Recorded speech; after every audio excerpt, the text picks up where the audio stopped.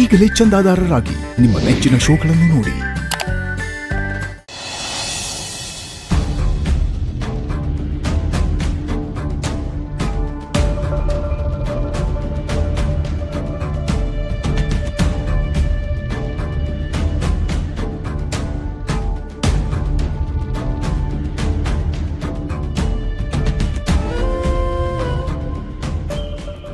ಊರೆಲ್ಲ ಈ ರೀತಿ ಪೋಸ್ಟರ್ಸ್ ಅಂಟಿಸಿದ್ದಾರೆ.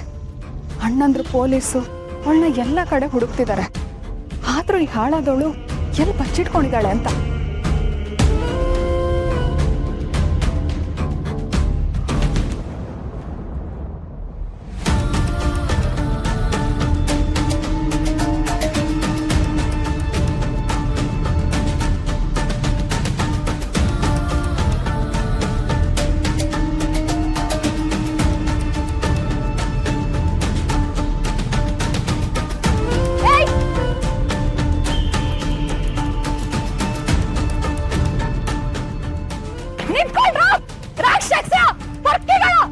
ಅಕ್ಕ ತಂಗಿನ ಜೊತೆ ಹುಟ್ಟಿಲ್ಲ ಅನ್ಸುತ್ತೆ.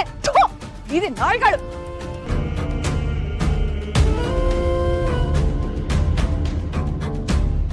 ಏನ್ ನಮ್ಮನ್ನ ನೋಡಿದ್ರೆ ಸಿಟ್ಟು ಬರ್ತಾ ಇದೆಯಾ? ಆದ್ರೆ ನೀನ್ ನೋಡ್ತಾ ಇದ್ರೆ ನಮ್ಗೇನೋ ಬೇರೆನೇ ಅನಿಸ್ತಾ ಇದೆ. ನಮ್ ಗಾಡಿನಲ್ಲಿ ಟ್ರಿಪಲ್ ರೈಡಿಂಗ್ ಹೋಗೋಣ, ಬರ್ತೀಯಾ? ಪಾಪಿಗಳ ನಿಮ್ಗೇನ್ ಹೇಳೋರ್ ಇಲ್ವಾ? ನಿಮ್ ತಾಯಿನೂ ಒಬ್ಳು ಹೆಣ್ಣು ತಾನೆ, ಅವಳ ಜೊತೆ ಹೀಗೆ ನಡ್ಕೋತೀರಾ? ನಾಳೆ ಇದೇ ಟೈಮಿಗೆ ಬರ್ತೀವಿ. ನಮ್ ಜೊತೆ ಬರೋದಕ್ಕೆ ರೆಡಿ ಆಗಿರೋ. ವೇಟಿಂಗ್.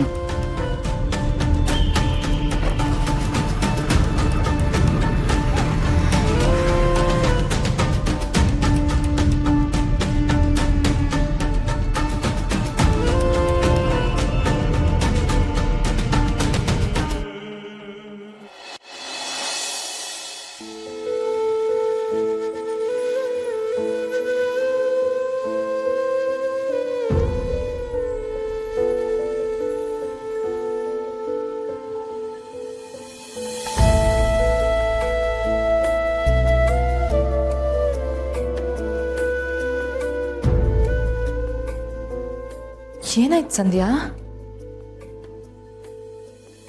ಏನಿಲ್ಲ ಸರ್.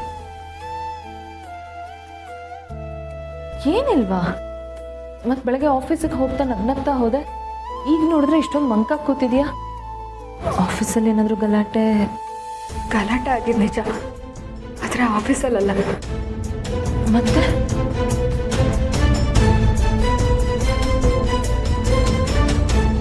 ನಾಳೆ ಇದೇ ಟೈಮಿಗೆ ಬರ್ತೀವಿ. ನಮ್ ಜೊತೆ ಬರೋದಕ್ಕೆ ರೆಡಿ ಆಗಿರೋ. ಸರಿ, ನಾನು ನಾಳೆ ಆಫೀಸಿಗೆ ಹೋಗಲ್ಲ. ನಾನೇನಾದ್ರೂ ಹೋದ್ರೆ ಮತ್ತೆ ಆ ರೌಡಿಗಳು ಬರ್ತಾರೆ. ಆ ರಸ್ತೆಯಲ್ಲಿ ಬೇರೆ ಯಾರು ಓಡಾಡಲ್ಲ. ಏನಾದ್ರೂ ಅನಾಹುತ ಆದ್ರೆ ಇಲ್ಲ, ನಾನಂತೂ ಹೋಗಲ್ಲ. ಸರಿ. ಏನ್ ಸಂಧ್ಯಾ ನೀನು ಇಷ್ಟೊಂದು ಭಯ ಪಡೋದಾ? ತುಳಸಿ ಅಮ್ಮನ ಮಗಳಾಗಿ ಎತ್ಕೊಂಡು ಇಷ್ಟೊಂದು ಹೆದರ್ಕೊಳ್ಳೋದು ತಪ್ಪು ಸಂಧ್ಯಾ. ನೀನೇನು ಯೋಚನೆ ಮಾಡಬೇಡ, ನಾಳೆ ನಾನು ನಿನ್ನ ಜೊತೆಲಿ ಬರ್ತೀನಿ. ಅದು ಹಾಗಲ್ಲ ಸಿರಿ. ಆ ರೌಡಿಗಳೇನಾದ್ರೂ ಮತ್ತೆ ಏನೂ ಆಗಲ್ಲ. ಅವ್ರಿಗೆ ಹೆದರ್ಕೊಂಡು ಎಷ್ಟು ದಿನ ಅಂತ ಮನೇಲೆ ಕೂತಿರ್ತೀಯ? ಧೈರ್ಯವಾಗಿರು. ಹೆಣ್ಮಕ್ಳಾಗಿ ಹುಟ್ಟಿದೀವಿ ಅನ್ನೋ ಕಾರಣಕ್ಕೆ ಈ ರೀತಿ ಹೆದರ್ಕೊಂಡು ಮನೇಲಿ ಕೂತಿರೋದಲ್ಲ. ಧೈರ್ಯವಾಗಿ ಎದುರಿಸ್ಬೇಕು. ಅಂತ ಪೊರ್ಕಿ ನಾಯಿಗಳನ್ನ ಹೆದರಿಸ್ಬೇಕು.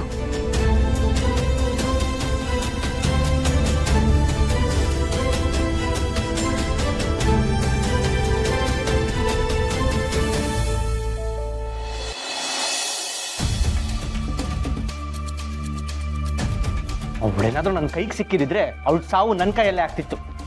ಅಮ್ಮ, ಅವಳು ಅಲ್ಲಿ ಇರಲಿಲ್ಲ, ತಪ್ಸ್ಕೊಬಿಟ್ಟಿದ್ದಾಳೆ. ನನಗನ್ಸುತ್ತೆ ಅವಳಲ್ಲಿ ಕಾಣಿಸ್ಕೊಂಡೇ ಇಲ್ಲ. ಅವರು ಬೇರೆ ಯಾರನ್ನ ನೋಡಿ ಹೇಳಿರ್ಬೇಕು ಅಂತ ಅನ್ಸುತ್ತೆ. ಸಿಕ್ತಾಳೆ ಅನ್ಕೊಂಡು ಹೋಗಿದ್ವಿ ಅಮ್ಮ. ಇಲ್ಲಿಗೆ ನಮ್ಮ ದುಃಖ, ಕೋಪ, ಆವೇಶ, ನೋವು ಎಲ್ಲದಕ್ಕೂ ಪ್ರತಿಫಲ ಸಿಗುತ್ತೆ ಅನ್ಕೊಂಡಿದ್ವಿ. ಆದರೆ ಏನೂ ಆಗಲಿಲ್ಲ. ಯೋಚನೆ ಮಾಡಬೇಡಿ.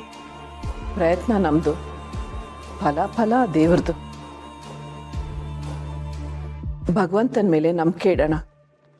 ದುಷ್ಟರನ್ನ ಸಂಹಾರ ಮಾಡೋಕ್ಕೆ ಎಷ್ಟೆಲ್ಲ ಅವತಾರಗಳೆತ್ತಿದ್ದಾನೆ. ಅಂಥದ್ರಲ್ಲಿ ಈ ಶಾರ್ವರಿ ತೃಣ ಮಾತ್ರ. ಅವಳ ಪಾಪದ ಕೂಡ ತುಂಬಿದೆ. ಇನ್ನು ಅವಳನ್ನ ಕಾಪಾಡೋದಕ್ಕೆ ಯಾರಿಂದನೂ ಆಗಲ್ಲ. ಈಗ ನೀವು ಅವಳ ಬಗ್ಗೆ ತುಂಬ ತಲೆ ಕೆಡಿಸ್ಕೋಬೇಡಿ. ನಾವು ಮಾಡಬೇಕಾಗಿರೋ ಕೆಲಸಗಳು ತುಂಬ ಇದೆ. ಕೆಲಸಗಳ ಏನಮ್ಮ ಅದು? ನಾಳೆ ನಾವು ದೇವಸ್ಥಾನಕ್ಕೆ ಹೋಗ್ಬೇಕು. ಪೂಜೆಗೆ, ಪ್ರಸಾದಕ್ಕೆ, ಅನ್ನ ಸಂತರ್ಪಣೆಗೆ ಏನೇನು ವ್ಯವಸ್ಥೆಗಳು ಬೇಕೋ ಅದನ್ನೆಲ್ಲ ಮಾಡ್ಕೋಬೇಕು. ಪೂಜೆ ಸಾಮಾನು, ಅಡುಗೆ ಸಾಮಾನು ಎಲ್ಲ ನಾವೇ ತರಬೇಕು. ಹಾಗೇನೆ ಅಡುಗೆನೂ ನಮ್ಮ ಕೈಯಾರ ನಾವೇ ಮಾಡಬೇಕು. ಇಷ್ಟೊಂದು ಕೆಲಸ ಎಲ್ಲ ನಾನೊಬ್ಳೆ ಹೇಗೆ ಮಾಡಲಿ ಹೇಳಿ? ಅಮ್ಮ ಪೂಜೆ ಬಗ್ಗೆ ದೇವ್ರ ಬಗ್ಗೆ ಮಾತಾಡ್ತಿರುವಾಗ ನಾವ್ಯಾಕೆ ಶಾರೋರಿ ಬಗ್ಗೆ ಮಾತಾಡೋದು? ಅಮ್ಮನ ಸಂತೋಷಕ್ಕಿಂತ ನಮ್ಮ ದ್ವೇಷ ದೊಡ್ಡದಲ್ಲ. ಏನೇನು ಬೇಕಂತ ಲಿಸ್ಟ್ ಕೊಡಮ್ಮ. ನೀನು ಬೆಳಿಗ್ಗೆ ದೇವಸ್ಥಾನಕ್ಕೆ ಹೋಗೋಷ್ಟರಲ್ಲಿ ಎಲ್ಲ ರೆಡಿ ಇರುತ್ತೆ. ಸರಿ, ಆ ಲಿಸ್ಟ್ಗಳನ್ನೆಲ್ಲ ನಿಂಗೆ ಕಳಿಸ್ತೀನಿ. ಹಾಗೆ ತುಲಾಭಾರನೂ ಮಾಡಬೇಕು. ಅವಿ, ಆ ಲಿಸ್ಟ್ನ ನಿನಗೆ ಕಳಿಸ್ತೀನಿ. ಅವಿ, ನೀನು ದೇವಸ್ಥಾನದಲ್ಲಿ ಪೂಜಾ ಕಾರ್ಯಗಳನ್ನೆಲ್ಲ ನೋಡ್ಕೊಂಡ್ರೆ ಸಾಕು. ಸರಿ ಅಮ್ಮ, ನೀವು ಅಂದ್ಕೊಂಡಿದ್ದು ಹಾಗೆ ಆಗಲಿ.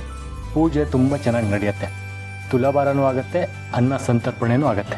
ಸರಿನಾ? ಸರಿ, ಹಾಗಾದ್ರೆ ನಾಳೆ ದೇವಸ್ಥಾನಕ್ಕೆ ಬೇಗ ಹೋಗಬೇಕು. ಆಫೀಸ್ ಕೆಲ್ಸಗಳು ಏನಿದ್ರು ಎಲ್ಲ ಇವತ್ತೇ ಮುಗಿಸ್ಕೊಂಬಿಡಿ. ನಾಳೆಗೇನು ಇಟ್ಕೋಬೇಡಿ. ದೇವಸ್ಥಾನಕ್ಕೆ ಹೋಗಿ ಪೂಜೆ ವಿಷಯ ಬಿಟ್ಟು ಬೇರೆ ಏನು ಮಾತಾಡಬಾರ್ದು. ಸರಿನಾ? ಬ್ರೋ, ಒಂದೆರಡು ಕೊಟೇಶನ್ ಕಳಿಸ್ಬೇಕಿತ್ತು, ಜೊತೆಗೆ ಒಂದೆರಡು ಮೇಲ್ ಮಾಡಬೇಕಿತ್ತು. ಇವತ್ತೇ ಮಾಡಿ ಮುಗಿಸ್ಬೋಣ.